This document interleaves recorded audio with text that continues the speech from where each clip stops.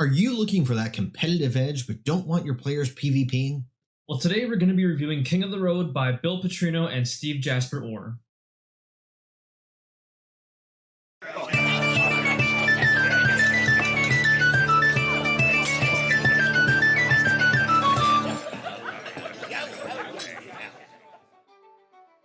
Welcome everyone, I'm Sean, this is Tony, and today we're going to be reviewing a supplement called King of the Road by Steve Jasper Orr and Bill Petrino, and this is a very interesting supplement as it basically adds on to any campaign really, whether it's homebrew or something that's out of the book, and it's going to add a way for your players to basically go outside of the box while being competitive and not trying to, screw each other over. Right, it's actually a supplement that gives you these awesome lists that you can use to give your players something to do while they're traveling, kind of like a checklist kind of thing. Yeah, and it's really great because you actually have checklists for each class, each race, and then even some certain actions like social interaction, combat, and things like that. And sometimes when we're running a campaign, we kind of want our players to, be a little bit more creative, even when they're fighting or when they're talking to an NPC. We try to find ways for them to kind of do things that they wouldn't normally do.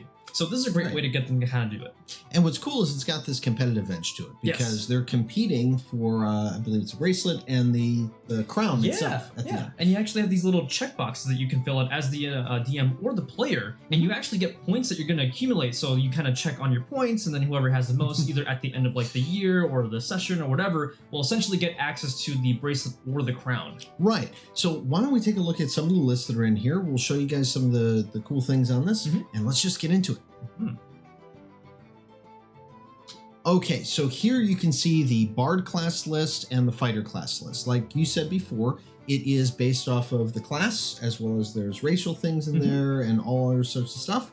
But I love some of the things on here. So these would be things that either you as a Bard or you as a Fighter would keep track of, or you as the DM can keep track of when your players make and do these particular things. And the great thing about these lists is that they're very well designed. I mean, honestly, we've probably run sessions where players probably already did this as that said class. Kind of looking at the Bard one right there, even for 5 points. Dancing with the Bard Patron gets you 5 points. And then you actually add that after you check it off, and then you kind of keep track over time. There's a lot of other great ones too, like killing an enemy with your Vicious Mockery cantrip, or even for 25 whole points, win a rap battle against another Bard. Now, I have never had a rap battle in one of mine. Same. But I have had a Bard use Vicious Mockery at the end of a battle and hurt that enemy so bad, like deep down, the emotional wounds were the things that killed it. And this is really cool with it. Like, I love things like break your musical instrument over an opponent's head. That happens. But some of the fighter ones are a little bit more complex with it, like use 3 different weapons during one combat encounter. And depending on which fighter you got, that could be pretty beneficial in things that happen. And it's pretty great because, a Bard is kind of easy. There's lots of things that our crazy Bards are going to be doing in the campaign. But with the fighter, sometimes you might actually have a hard time thinking of like, how creative can I kind of make this fighter? And these lists really kind of help you as a DM or as a player kind of shine in that class. Right. Now, there are a couple of other ones here too that I wanted to look at. As we mentioned, they do go over racial ones as well, which is kind of cool. So let's take a look at the racial and social interaction. And here we are, racial and social interactions. Yeah, here's a favorite for you, the gnome. Now, I picked it on purpose. You notice it does not say halfling on it. Of course, right. That's not what we do on this show. So I had enough of halflings from the last video. Of course, right. But it's got some awesome things in here for the gnome. So again, things like pull a prank on an NPC. There's a little tricksters like that. Blow something up using a homemade explosive. Oh, wonderful. Yeah, and and you kind of see this with the whole list here, but sometimes a lot of players will pick a race sometimes, I just want plus to this, or I just want this feature. But sometimes they forget that these races are kind of known for certain things, and gnomes are really a great example of that. Right, you don't see the orc studying in a tower somewhere. Probably not. No, he's sharpening battle axes. That's kind of how that goes. Yeah. But then the social encounters one, there's a couple of different lists for things like this in there too.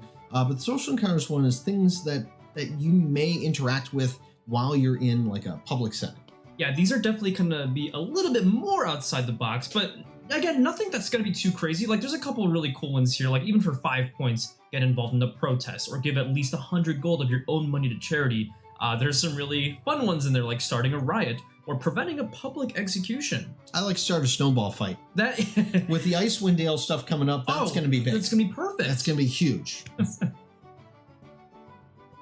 Now, there is one more thing that we want to talk about, and that is the big prize at the end, the crown. Yes, this is going to be the main thing that your players are going to be competing for by the end of your campaign, and this is going to be the King of the Road crown. And here it is, the wondrous item, the very rare, can only be worn by the winner of the King of the Road competition. Yeah, and there's actually several different ways you can actually keep track of points. It even lists like maybe you can see who has the most of like the season, or maybe at the campaign, and then you can do like an extra thing. But essentially, this is going to go to the player that has accumulated the most points, and they're going to get this really, really awesome crown. It's a very rare, wondrous item, and it actually does a couple different things. The first thing is that King of the People feature, which is really interesting. Yeah, it's more of a social thing that gets added on to this. So basically, anytime you go to a town and you're wearing this crown, people will treat you fantastically. You know, you'll be able to stay at the inn, the tavern, or local residence there. You're treated to the best food, the best drink, the accommodations, and you don't have to pay for anything because magically, after you leave, 5 times whatever you spent is given to the owner. Yeah, exactly. And it's kind of interesting because the whole part where the owner gets gold is a bit of a flavor thing, but most importantly, your players can essentially enjoy a great feast or a celebration for free. Yeah, it's a really cool thing. And then you get eminence as well. Eminence is probably going to be the feature that these players are going to be fighting for the most. So basically, once you actually activate this on the crown, you can actually get advantage on all ability checks on one of the 6 abilities of that character. This actually lasts for 24 hours and you can't use it until another 24 hours. But this is a pretty major thing to get advantage on all checks on a certain thing, like strength checks or dexterity or charisma. So it's a very, very sought after thing to get. And it is really, really cool. I love the theme of this thing. And we're going to talk about that for just one more second. Now, the thing I wanted to bring up with this is I love the fact that it's a competitive edge thing for players that doesn't put them, at odds with each other physically. Because I hate when we're at a table and my players are fighting with each other. Yeah, I think we kind of run into a situation where if we try to introduce something like this where they're accumulating points or kind of keeping track of who's doing what, players can get very easily caught up in trying to finish it before everyone else, trying to compete with everybody, and it kind of goes outside of the spirit of what they're trying to do. They're no longer just trying to role play or be creative, they're just kind of trying to end up to gather those points and win. But the nice thing about this is that the lists are creative enough to kind of have your players play around with those classes and races. And, again, it's healthier competition in the end. Right, and you don't necessarily have to tell your players about it. I mean, the thing is you can keep track of these lists behind the DM screen. Yeah, kind of like secretly keeping track. You found the crown today. Right. What? I don't understand. And then you explain what it is, and then the next session, somebody else takes the lead on the board, and you just transfer the crown over to them. Exactly. So it's kind of like a very secret, discreet way of encouraging your players to role play more or be more creative. So there's a lot of different ways that you can actually run the system, but again, you can implement this into a homebrew campaign, or even put it into like a campaign out of the book. There's a lot of different ways you can run this. Now, I would love to see what you guys can come up with as far as interactive things for your players to do between the parties, something that instills competition but doesn't make them fight each other. Yeah, so if you do have a suggestion or if you've had something that you've used in the past, be sure to leave a comment down below, let us know about it, we can talk about it, and maybe even share with other players. That's right. And next week, we're going to be talking about some really interesting things too. I know I got some really awesome ones coming up. Stay tuned for those. I'm not going to let you in on what they are yet, but let's just say they revolve around building classes. Oh, and if you do want to know more of that, be sure to subscribe down below. There's a big red button down there to subscribe. Be sure to hit the bell icon. That way you get a notification as soon as we get a new video out. And remember, the best campaigns are always the ones that are homebrewed. So until next time, keep brewing.